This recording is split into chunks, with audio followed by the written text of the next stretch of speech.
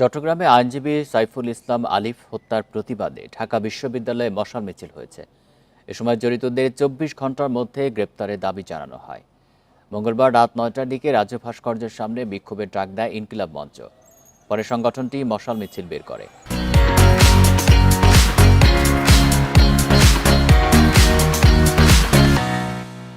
মিছিলটি বিভিন্ন হল ঘুরে শাহবাগ হয়ে রাজ্য ভাস্কর্যের সামনে এসে শেষ হয়। ইনকিলাব মঞ্চের পাশাপাশি ঢাকা বিশ্ববিদ্যালয়ের শিক্ষার্থীদের একটি অংশ মিছিল বের করে। তাদের সাথে যোগ দেন অনেকে। এ সময় আইনজীবী হত্যার বিচার দাবি করেন তারা। এছাড়া রাজ্য ভাস্কর্যের সামনে গায়েবানা জানাজা অনুষ্ঠিত হয়েছে।